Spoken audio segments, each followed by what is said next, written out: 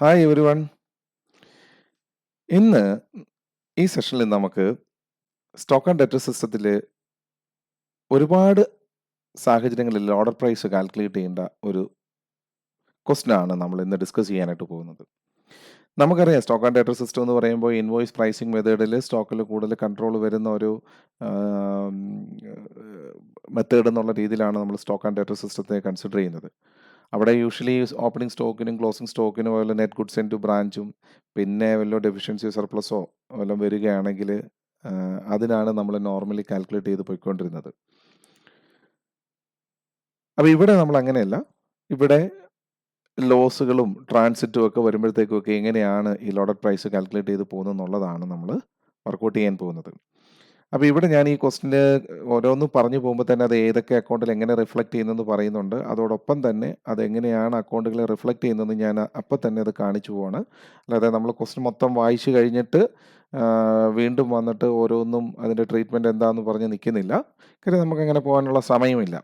അങ്ങനെ വരുമ്പോഴത്തേക്ക് വളരെ വലിയൊരു ലെങ്തി വീഡിയോ ആയിട്ട് വീണ്ടും മാറും. അപ്പോൾ നമുക്ക് ക്വസ്റ്റിലേക്ക് പോകാം.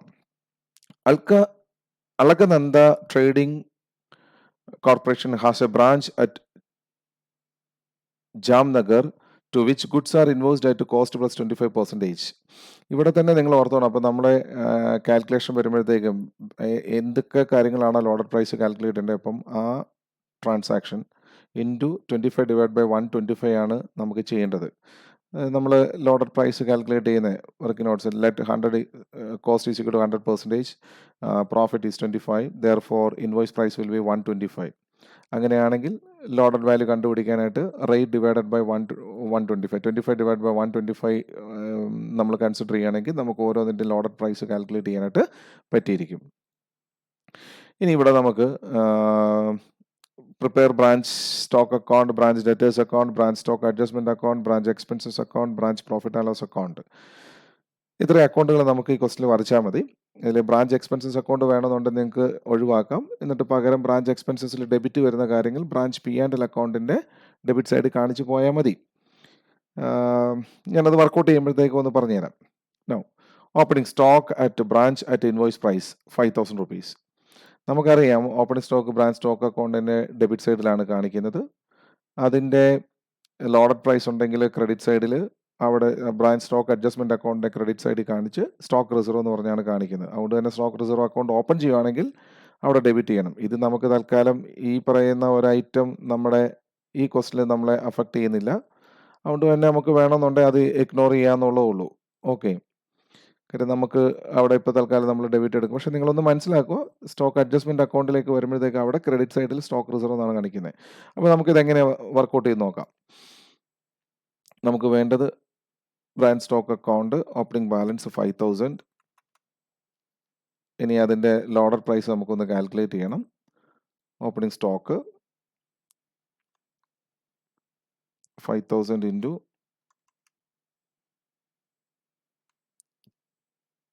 25 ഡിവൈഡഡ് ബൈ 125 എത്ര കിട്ടി? 1000 കിട്ടി. അപ്പോൾ നമുക്ക് എഴുതാം ബ്രാഞ്ച് സ്റ്റോക്ക് അഡ്ജസ്റ്റ്മെൻറ്റ് അക്കൗണ്ടിൽ സ്റ്റോക്ക് റിസർവ്. ഇവിടെ വർക്കിംഗ് നോട്ട് ആയിട്ട് ഞാൻ ചെയ്തിട്ടുള്ളതുകൊണ്ട് നമ്മളിവിടെ കാൽക്കുലേഷനിലേക്ക് പോകുന്നില്ല. ഇല്ലെങ്കിൽ നിങ്ങൾക്ക് ഇവിടെ ബ്രാക്കറ്റിൽ കാണിച്ചാലും മതിയായിരുന്നു. സ്റ്റോക്ക് റിസർവ് എന്ന് പറഞ്ഞിട്ട് ഞാൻ ഈ ചെയ്തിരിക്കുന്ന കാര്യം 5,000 ഇൻറ്റു 25 ഡിവൈഡ് ബൈ 125 എന്ന് പറഞ്ഞ് നിങ്ങൾക്ക് ചെയ്യാമായിരുന്നു കേട്ടോ. അപ്പോൾ ഇവിടെ അത് നമുക്ക് ആ ബുദ്ധിമുട്ട് വരുന്നില്ല. ബ്രാക്കറ്റിൽ കാണിക്കേണ്ട ആവശ്യമില്ല. നമുക്ക് നേരിട്ട് വാല്യൂ 1000 അങ്ങ് എഴുതി പോകാം. അപ്പോൾ ഫസ്റ്റ് ട്രാൻസാക്ഷൻ കംപ്ലീറ്റ് ചെയ്തു. ഇനി നമുക്ക് സെക്കൻഡ് ട്രാൻസാക്ഷനിലേക്ക് പോകാം. Goods in to branch at invoice price 20,000. ഇവിടെ നെറ്റ് ഗുഡ്സ് ഇൻറ്റ് കണ്ടുപിടിക്കാൻ വേണ്ടി റിട്ടേൺ ഒന്നും തന്നെ ഇല്ല. അപ്പോൾ അവിടെ ബ്രാഞ്ച് സ്റ്റോക്ക് അക്കൗണ്ടിൻ്റെ ഡെബിറ്റിലാണ് വരുന്നത്.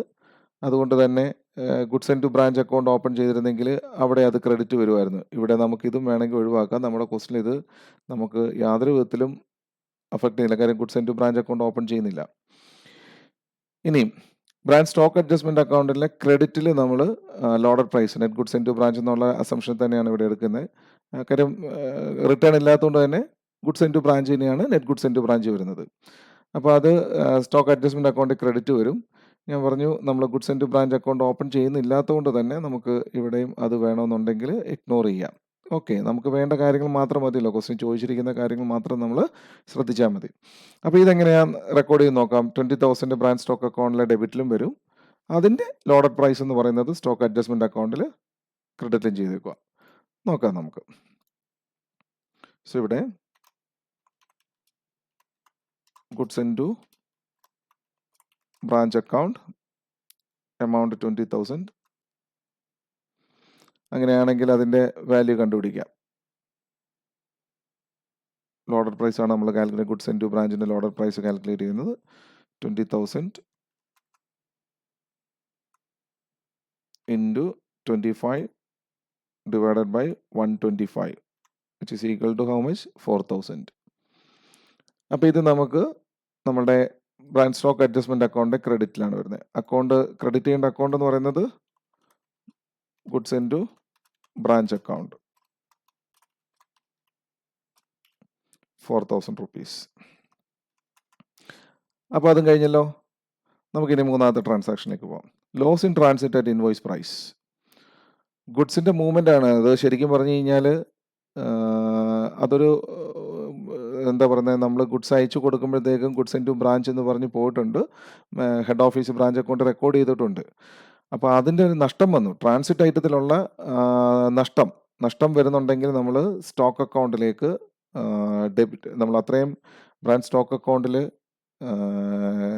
കുറയുന്നതായിട്ടുള്ള അഡ്ജസ്റ്റ്മെൻ്റ് ആണ്. കാര്യം ആ ഇൻവോയ്സ് പ്രൈസിൽ വരുന്ന ലോഡഡ് പ്രൈസ് എന്ന് പറയുന്നത് നമുക്ക് ബ്രാഞ്ച് സ്റ്റോക്ക് അഡ്ജസ്റ്റ്മെൻറ്റ് അക്കൗണ്ടിൽ ക്രെഡിറ്റ് ചെയ്യുകയും ചെയ്യണം,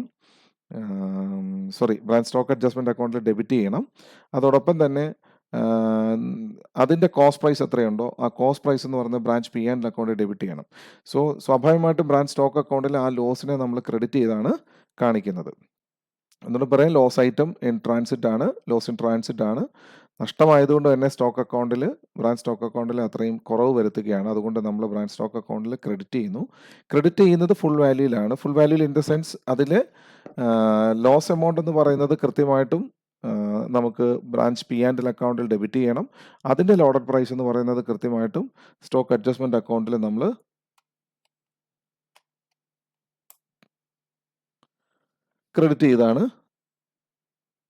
ഡെബിറ്റ് ചെയ്താണ് കാണിക്കുന്നത്. നമുക്ക് നോക്കാം എങ്ങനെയാണ് വരുന്നതെന്നുള്ളത്. അപ്പോൾ നമുക്ക് ആദ്യം ബ്രാഞ്ച് സ്റ്റോക്ക് അക്കൗണ്ടിൽ ഇവിടെ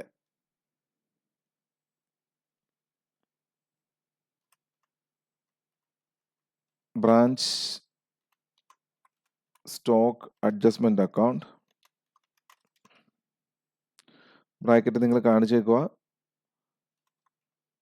ലോസ് ഇൻ ട്രാൻസിറ്റ്. അപ്പോൾ ഇത് കണ്ടുപിടിക്കാം നമുക്ക്, അതിൻ്റെ ആ ഒരു ലോഡർ പ്രൈസും അതുപോലെ തന്നെ കോസ്റ്റ് പ്രൈസ് നമുക്കൊന്ന് കണ്ടുപിടിക്കണം. ദെൻ കോസ്റ്റ് പ്രൈസ് എഴുതാൻ വേണ്ടി branch P and L account. അപ്പോൾ നമുക്കിവിടെ കോസ്റ്റ് ഇൻ ട്രാൻസിറ്റ്, ഇവിടെ നിങ്ങൾക്ക് വേണമെന്നുണ്ടെങ്കിൽ ലോസ് ഇൻ ട്രാൻസിറ്റ് പകരം loaded in loss in transit അങ്ങനെ കാണിക്കുന്നതായിരിക്കും കുറച്ചും കൂടെ നല്ലത്. Loaded in loss in transit. Okay, അപ്പോൾ നമുക്കിത് ഒന്ന് കാൽക്കുലേറ്റ് ചെയ്യാം. എൻ്റെ ലോഡഡ് പ്രൈസ് ഒന്ന് കാൽക്കുലേറ്റ് ചെയ്യാം. ടോട്ടൽ വാല്യൂ എത്രയാണ് വന്നിരിക്കുന്നത്, ക്വസ്റ്റിനിൽ തന്നിരിക്കുന്നത് എത്രയാണ്? 2,500 ആണേ. അപ്പോൾ ഈ 2,500 നമുക്കിവിടെ എങ്ങനെയാണ് അതിൻ്റെ, നമുക്കിവിടെ ലോഡഡ് മാത്രം കാൽക്കുലേറ്റ് ചെയ്താൽ ടോട്ടൽ തന്നിരിക്കുന്ന invoice price minus that loaded amount will give you the cost. So 2,500 into 25 divided by 125.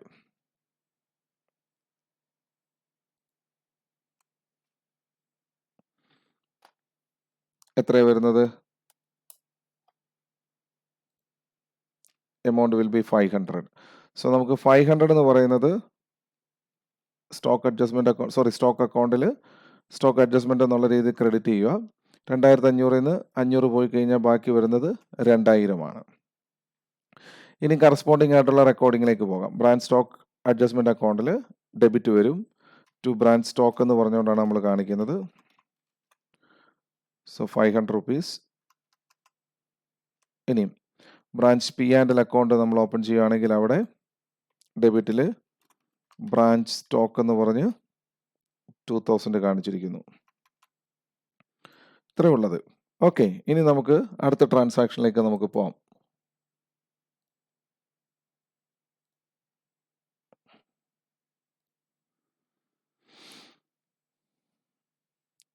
ഇനി goods lost by theft in invoice price 1000 രൂപ. സെയിം മെക്കാനിസം തന്നെയാണ്. നമുക്ക് അതിൻ്റെ ലോഡഡ് പ്രൈസ് ഒക്കെ ഒന്ന് കാൽക്കുലേറ്റ് ചെയ്തിട്ട് വരാം. ലോസ്റ്റ് തെഫ്റ്റിൽ 1000 രൂപയിലെ 1000 into 25 divided by 125 which is equal to 200. അപ്പോൾ അതിൻ്റെ ലോഡഡ് പ്രൈസ് 200 ആണ്. ഇപ്പോൾ ചെയ്ത അതേ കാര്യം തന്നെ നമുക്ക് ഒന്നും കൂടെ റിപ്പീറ്റ് ചെയ്യണമെന്നുള്ളൂ. ബ്രാഞ്ച് സ്റ്റോക്ക് അഡ്ജസ്റ്റ്മെൻറ്റ് അക്കൗണ്ട് ഇവിടെ വരുമ്പോഴത്തേക്കും ലോഡഡ് ഇൻ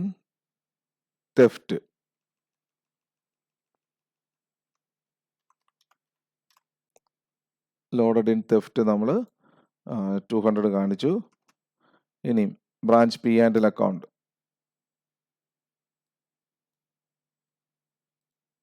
അവിടെ വാല്യൂ കയറി വന്നാണ്, അത് നമ്മൾ തൽക്കാലം ഇഗ്നോർ ചെയ്തേക്കുക. നമുക്ക് ലാസ്റ്റ് അത് എന്തായാലും കാൽക്കുലേറ്റ് ചെയ്യേണ്ടതാണ്. Branch P and L account എന്ന് പറയുന്നത് അവിടെ ബ്രാക്കറ്റിൽ നമുക്ക് കാണിക്കേണ്ട എന്താണ്, കോസ്റ്റ് ഇൻ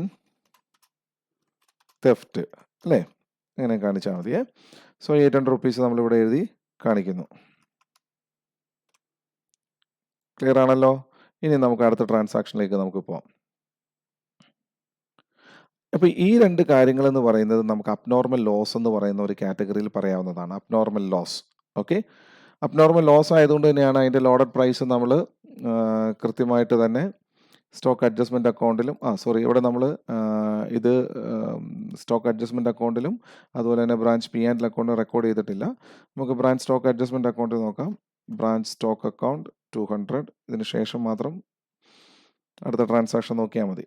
അടുത്ത ബ്രാഞ്ച് സ്റ്റോക്ക് എന്ന് പറഞ്ഞ് നമ്മൾ 800 ഇവിടെ ബ്രാഞ്ച് പി ആൻഡിലും കാണിച്ചിരിക്കുന്നു.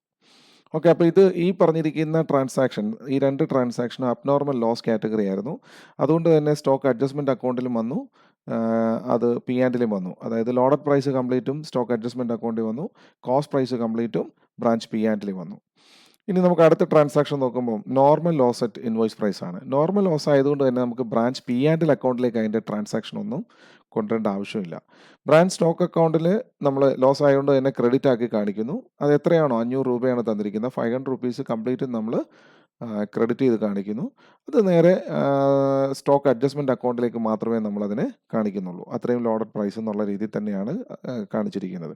പി ആൻഡിലേക്ക് പോകേണ്ട കാര്യം, അത് എക്സ്പെക്റ്റഡ് ആയിട്ടുള്ള ലോസ് ആയതുകൊണ്ട് തന്നെ പ്രോഫിറ്റ് ആൻഡ് ലോസ് അക്കൗണ്ടിലേക്ക് അതിൻ്റെ ലോസ് നമ്മൾ കൺവേർട്ട് ചെയ്യേണ്ട ആവശ്യമൊന്നും ഇല്ല. അപ്പം നോർമൽ ലോസ് എന്ന് പറയുന്നത് അതിൻ്റെ ട്രീറ്റ്മെൻറ്റ് ബ്രാഞ്ച് സ്റ്റോക്ക് അക്കൗണ്ടിൽ അബ്നോർമൽ ലോസ് ക്രെഡിറ്റ് ചെയ്തതുപോലെ തന്നെ ഇതും ക്രെഡിറ്റ് ചെയ്യണം. പക്ഷേ ഇവിടെ ലോഡഡ് പ്രൈസ് എന്നോ കോസ്റ്റ് പ്രൈസ് എന്നോ നമ്മൾ ക്ലാസിഫൈ ചെയ്യേണ്ട ആവശ്യമില്ല. എന്താണോ വാല്യൂ തന്നിരിക്കുന്നത് അത് കംപ്ലീറ്റും സ്റ്റോക്ക് അഡ്ജസ്റ്റ്മെൻറ്റ് അക്കൗണ്ടിൽ ഡെബിറ്റ് ചെയ്ത് കാണിക്കുക എന്ന് മാത്രമേ ഉള്ളൂ. അപ്പോൾ അതെങ്ങനെയാണ് ചെയ്യുന്നത് നമുക്കൊന്ന് നോക്കാം. അപ്പോൾ ഇവിടെ തന്നിരിക്കുന്നത് നോർമൽ ലോസ് എന്ന് തന്നെയാണ്. നമുക്ക് അങ്ങനെ തന്നെ എഴുതി അങ്ങ് പോകാം.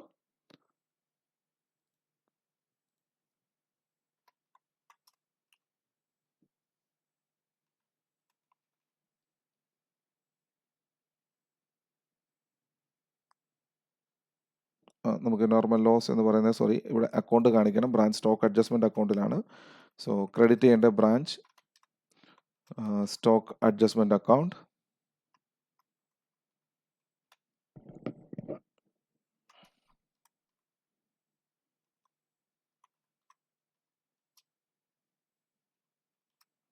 ബ്രാക്കറ്റിൽ നിങ്ങൾ കാണിക്കണം normal loss.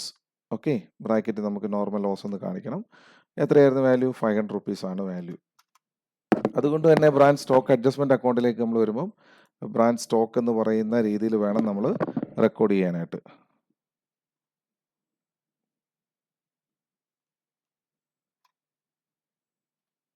Branch stock account 500. Clear. ഇനി നമുക്ക് എന്താ ചെയ്യേണ്ടത്? സെയിൽസ് ആണ്. സെയിൽസ് ഇവിടെ 25,500 ആണ്. ക്യാഷ് സെയിൽസ് 20,500ഉം ക്രെഡിറ്റ് സെയിൽസ് 5,000ഉം ആണ് വരുന്നത്.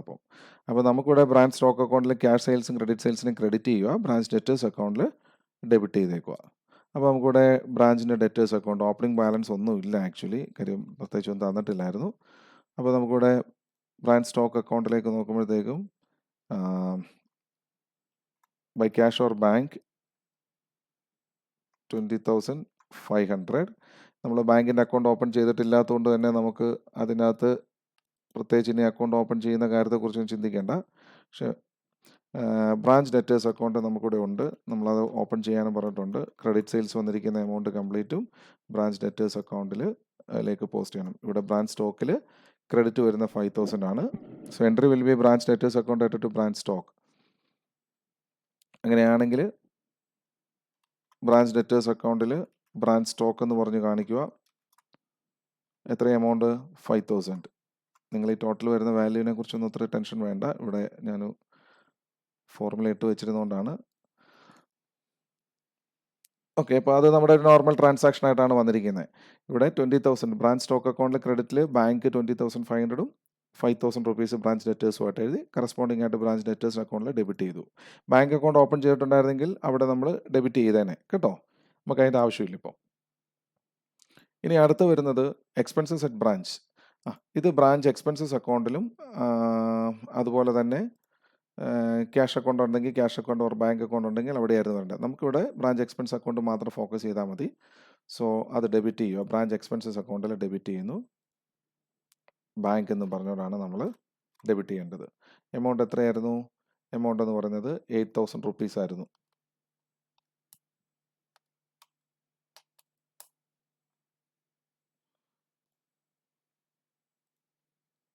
8,000. ഇവിടെ വേണം നിങ്ങൾക്ക്, ഞാൻ നേരത്തെ പറഞ്ഞു, ഈ ബ്രാഞ്ച് എക്സ്പെൻസസിന് ഡെബിറ്റ് ചെയ്യാതെ നമുക്ക് വേണമെന്നുണ്ടെങ്കിൽ ഇവിടെ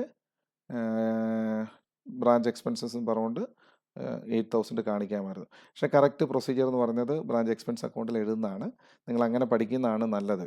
ക്വസ്റ്റ്യനിൽ ചിലപ്പോൾ ബ്രാഞ്ച് എക്സ്പെൻസ് അക്കൗണ്ട് ഓപ്പൺ ചെയ്യാൻ പറയത്തില്ലായിരിക്കും. പറഞ്ഞില്ലെങ്കിലും നിങ്ങൾ ചെയ്തു പോകുന്ന കാര്യത്തെക്കുറിച്ചൊന്ന് ശ്രദ്ധിച്ചേക്കുക. ഓക്കെ,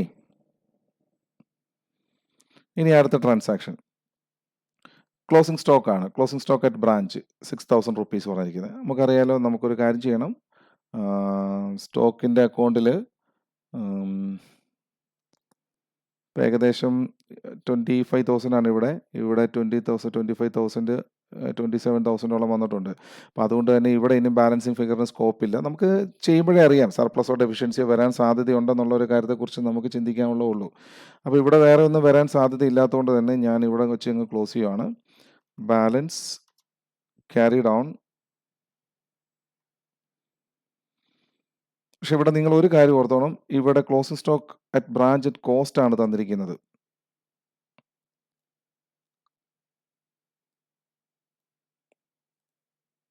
അതുകൊണ്ട് തന്നെ നമ്മളെ സംബന്ധിച്ചിടത്തോളം ഇതിൻ്റെ ഇൻവോയ്സ് പ്രൈസിലേക്ക് നമ്മൾ കൺവേർട്ട് ചെയ്യണം. കൺവേർട്ട് ചെയ്യാനായിട്ട് നമുക്കൊരു പാടുമില്ല. ഇപ്പോൾ തന്നിരിക്കുന്ന ബാലൻസ് എന്ന് പറയുന്നത്, ഞാൻ ഇവിടെ ഇത് ബ്രാക്കറ്റിൽ കാണിച്ചു പോവാണ്. നമുക്ക് തന്നിരിക്കുന്ന 6,000 ആണ്. 6,000 എന്ന് പറയുന്നത് എത്ര ശതമാനത്തിനാണ് ഈക്വൽ ആയിരിക്കുന്നത്? 100%-നാണ് ഈക്വൽ ആയിരിക്കുന്നത്. നമുക്കതിനെ 125ലേക്ക് കൺവേർട്ട് ചെയ്യണം. സോ ഇൻറ്റു 125 ഡിവൈഡഡ് ബൈ 100 അല്ലേ? 100 ആണ് ബേസ് ആയിട്ട് നിൽക്കുന്നത്. അപ്പോൾ ഈ ഒരു കാൽക്കുലേഷനാണ് അവിടെ വരേണ്ടത്. അപ്പോൾ അതെങ്ങനെ കാൽക്കുലേറ്റ് ചെയ്ത് നോക്കി കഴിഞ്ഞാൽ 6,000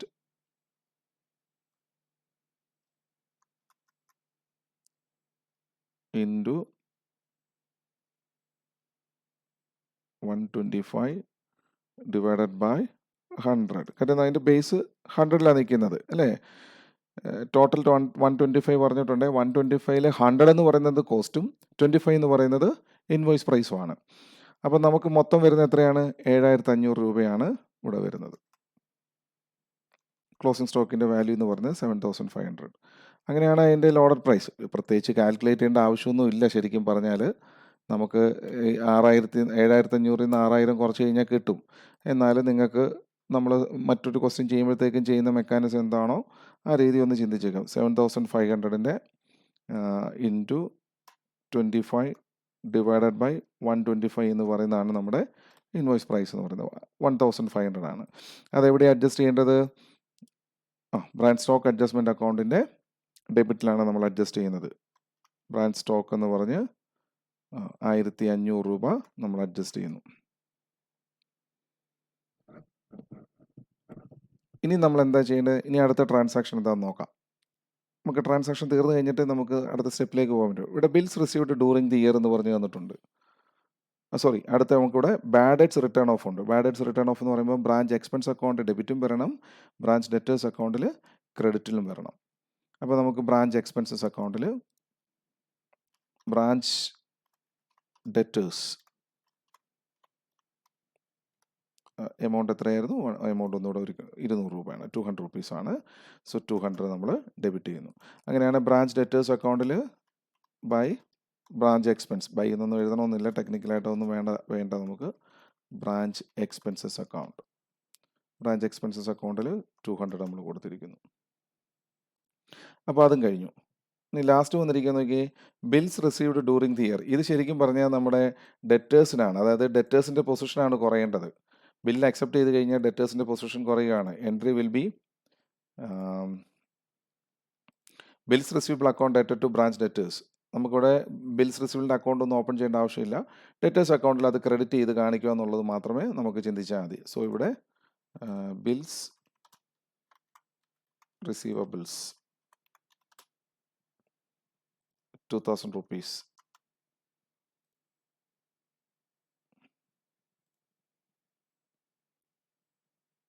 നമ്മൾ ഈ ഒരു transaction വിട്ടുപോയായിരുന്നേ.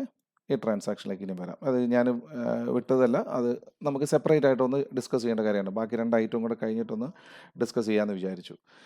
Claim received from insurance company for loss in transit. ഇവിടെ നമുക്കൊരു 2500 രൂപയുടെ ലോസ് ഉണ്ടായിരുന്നു. അതിൽ 500 രൂപ ഇൻവോയ്സ് പ്രൈസും കോസ്റ്റ് പ്രൈസും പറയാൻ 2000 ആണ്. ആ 2000 രൂപയ്ക്ക് ഇൻഷുറൻസ് കമ്പനി കംപ്ലീറ്റ് നമുക്ക് ക്ലെയിം തന്നെന്നാണ് പറയുന്നത്. അതായത് നമ്മൾ 2000 രൂപയുടെ നഷ്ടം എന്ന് പറയുന്നത് നമ്മുടെ ബ്രാഞ്ച് P&L അക്കൗണ്ടിൽ കാണിച്ചിട്ടുണ്ടായിരുന്നു അല്ലേ? അപ്പോൾ ഈ നഷ്ടം കുറവ് വരണം. അങ്ങനെയാണെങ്കിൽ നമുക്ക് ബ്രാഞ്ച് P&L അക്കൗണ്ടിൽ ക്രെഡിറ്റിൽ ഇൻഷുറൻസ് ക്ലെയിം എന്ന് പറഞ്ഞ് കാണിച്ചാൽ മതി. എമൗണ്ട് എത്രയാണ്? 2000. സ്വാഭാവികമായിട്ടും ക്രെഡിറ്റിൽ ഒരു 2000 വരുമ്പോഴത്തേക്ക് നമ്മുടെ ലോസ് അത്രയും കൂടെ നമുക്ക് കുറഞ്ഞു വരുന്നതായിട്ടാണ് വരുന്നത് അല്ലേ? So entry will be insurance claim account debtor to profit and loss account, branch profit and loss account എന്നുള്ള രീതിയിൽ നമുക്ക് പറയാം. ഇനി അതല്ല എന്നുണ്ടെങ്കിൽ ഇവിടെ നമുക്ക് ക്യാഷ് കിട്ടുന്നുണ്ടെങ്കിൽ നമുക്ക് വേണമെന്നുണ്ടെങ്കിൽ ബാങ്ക് അക്കൗണ്ടിനെയും ക്രെഡിറ്റ് ചെയ്യാനായിട്ട് വരും. So insurance claim receivable account, or കിട്ടിയിട്ടില്ല എന്നുണ്ടെങ്കിൽ റിസീവബിൾസ് എന്നുള്ള രീതിയിൽ തന്നെ വേണം നമുക്ക് പറയാനായിട്ട്. ഇൻഷുറൻസ് ക്ലെയിം റിസീവബിൾസ് കിട്ടിയിട്ടുണ്ടെങ്കിൽ ബാങ്ക് അക്കൗണ്ട് എന്നുള്ള രീതിയിൽ നമുക്ക് ചെയ്തു പോകാവുന്നതേ ഉള്ളൂ.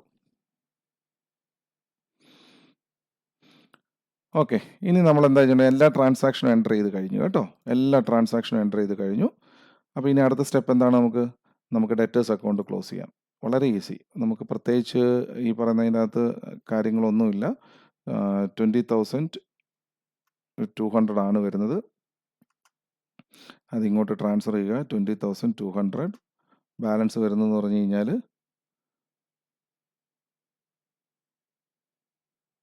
2,000 ആയിരുന്നു ബിൽസ് റിസീവബിൾ. നമുക്ക് 5,000 ടോട്ടൽ വന്നു. 5,000 ട്രാൻസ്ഫർ ചെയ്യുക. സോ ബാലൻസ് വരുന്നത് നമുക്ക് 2,200 പോയിട്ട് 2,800 രൂപയാണ് ബാലൻസ് വരുന്നത്. So balance carry down 2,800. അപ്പോൾ ആ സ്റ്റെപ്പ് കഴിഞ്ഞു. അടുത്ത് നമുക്കിവിടെ goods in to branch account ഉണ്ടായിരുന്നെങ്കിൽ അടുത്ത ക്ലോസ് ചെയ്യേണ്ട ഗുഡ്സ് ഇൻ ടു ബ്രാഞ്ച് ആയിരുന്നു. ഇവിടെ ഇല്ലാത്തതുകൊണ്ട് അത് വേണ്ട. ഇനി നമുക്ക് ബ്രാഞ്ച് എക്സ്പെൻസസ് അക്കൗണ്ട് ക്ലോസ് ചെയ്തിട്ട് അതിൻ്റെ പൊസിഷൻ എന്താണെന്നുള്ളത് ട്രാൻസ്ഫർ ചെയ്യണം P&L അക്കൗണ്ടിലേക്ക്. സോ എക്സ്പെൻസ് അക്കൗണ്ടിൽ വന്നപ്പോഴത്തേക്കും 8,200 ആണ്. അതിൻ്റെ ബാലൻസും 8,200 തന്നെയാണ്. Same to be transfer to branch P&L account.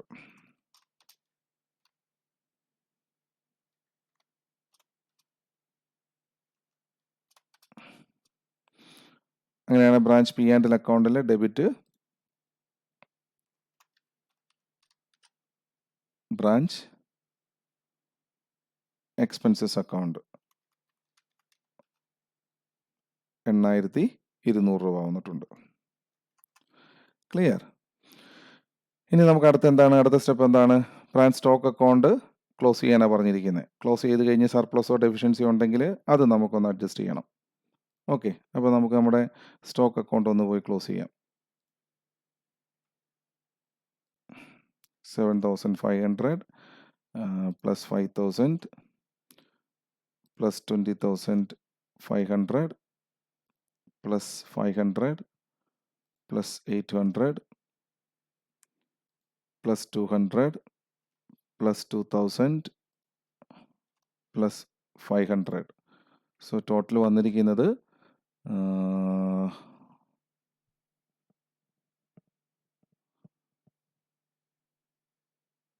32,000. ഒന്നും കൂടെ ഒന്ന് കൂട്ടിക്കോട്ടെ.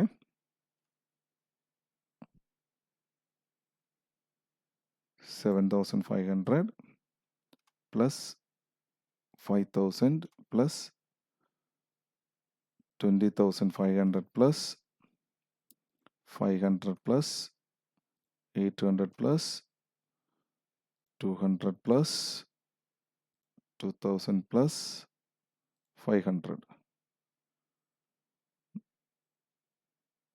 നമുക്ക് എവിടെയോ കാൽക്കുലേഷൻ്റെ ഒരു മിസ്റ്റേക്ക് വന്നിട്ടുണ്ട്. ഒന്നുകൂടെ നോക്കിക്കോട്ടെ. 700 plus 5,000 plus 20,500 plus 500 plus 800 plus 200 plus 2,000 plus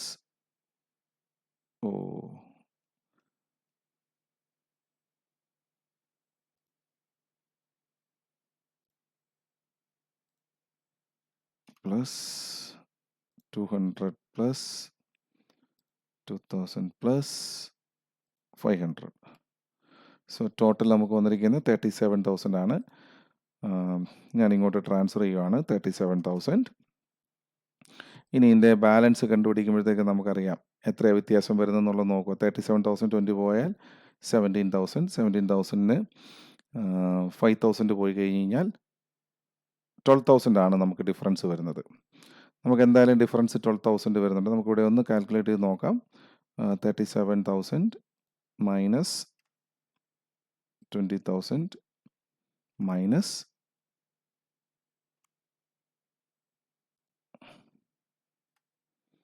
5,000 12,000 ആണ് വന്നിരിക്കുന്നത്. അപ്പോൾ നമുക്കിവിടെ സർപ്ലസ് ആണ് വന്നിരിക്കുന്നത് കേട്ടോ. അപ്പോൾ നമുക്ക് അതിൻ്റെ സർപ്ലസ് സ്റ്റോക്ക് എന്നും പറഞ്ഞുകൊണ്ടുള്ളതിൻ്റെ ലോഡർ പ്രൈസ് കാൽക്കുലേറ്റ് ചെയ്യണം. എങ്ങനെയാണ് ലോഡർ പ്രൈസ് കാൽക്കുലേറ്റ് ചെയ്യേണ്ടത്? 12,000 ഇൻറ്റു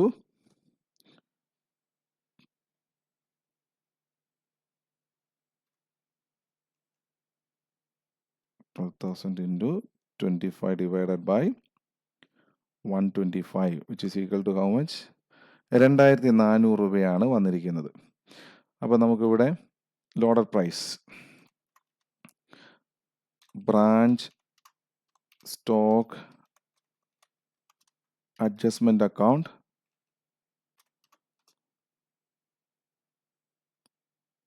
$2,400 അല്ലേ? 2,400 രൂപ നമുക്കിവിടെ എഴുതിയേക്കാം.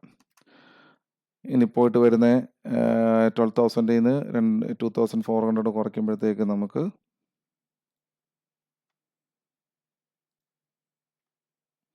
9,600 ഉണ്ട്. 9,600 ആണ് നമ്മുടെ പ്രോഫിറ്റ് ആൻഡ് ലോസ് അക്കൗണ്ടിലേക്ക് പോകേണ്ടത്. ബ്രാഞ്ച് P&L അക്കൗണ്ടിലേക്ക് നമ്മൾ എഴുതുന്ന എമൗണ്ട്. അങ്ങനെയാണെങ്കിൽ സ്റ്റോക്ക് അഡ്ജസ്റ്റ്മെന്റ് അക്കൗണ്ടിൽ, ബ്രാഞ്ച് സ്റ്റോക്ക് അക്കൗണ്ടിൽ ഡെബിറ്റിൽ വന്നിട്ടുണ്ടെങ്കിൽ സ്റ്റോക്ക് അഡ്ജസ്റ്റ്മെന്റ് അക്കൗണ്ടിൽ ക്രെഡിറ്റ് ആണ് വരുന്നത്. ബ്രാഞ്ച് സ്റ്റോക്ക് അക്കൗണ്ട് 2,400-ഉം ബ്രാഞ്ച് പ്രോഫിറ്റ് ആൻഡ് ലോസ് അക്കൗണ്ടിലേക്ക് വരുമ്പോഴത്തേക്കും ക്രെഡിറ്റിൽ ബ്രാഞ്ച് സ്റ്റോക്ക് എന്ന് പറഞ്ഞ് ക്രെഡിറ്റ് ചെയ്തേക്കുക 9,600. ഓക്കെ, അതും കഴിഞ്ഞു. ഇനി നമുക്ക് അടുത്ത് എന്താണ്? നമുക്കിനി branch stock adjustment account close ചെയ്യാം. ബ്രാഞ്ച് സ്റ്റോക്ക് അഡ്ജസ്റ്റ്മെന്റ് അക്കൗണ്ടിൽ ഇവിടെ 9 11,600, 8 2 10,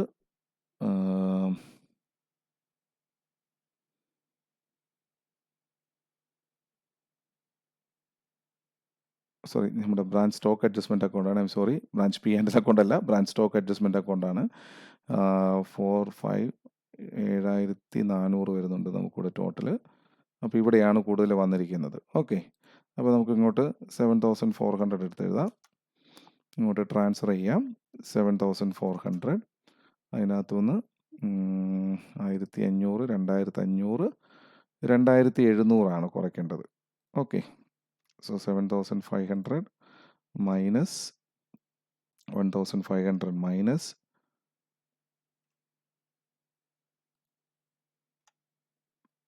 500 മൈനസ്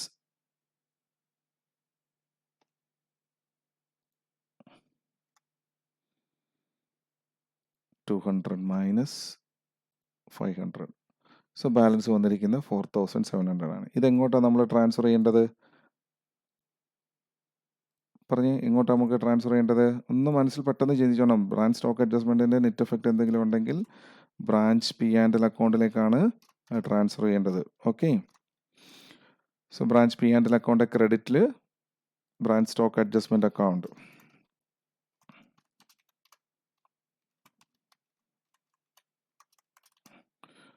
എത്ര വന്നിരുന്നത്? 4700.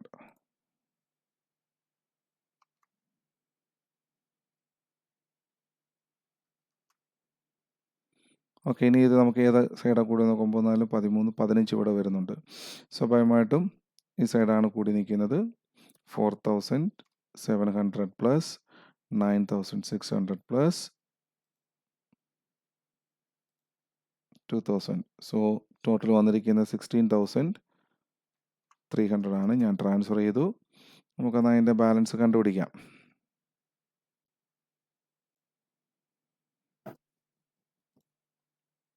നിങ്ങൾ ബാലൻസ് എഴുതുമ്പോൾ ഓർത്തോണം 16300 അക്കൗണ്ട് ക്ലോസ് ചെയ്യുമ്പോൾ ബാലൻസിന് ശേഷം ഒരു ഐറ്റം പോലും എഴുതാൻ പാടില്ലെന്നുള്ളതാണ് നിയമം. അതുകൊണ്ട് ഞാൻ കറക്റ്റ് ചെയ്ത് തന്നെ കാണിച്ചേക്കാം. 16300 minus 8200 minus 800 minus 2000. So final balance will be 5300. That is to be transferred to general P&L account.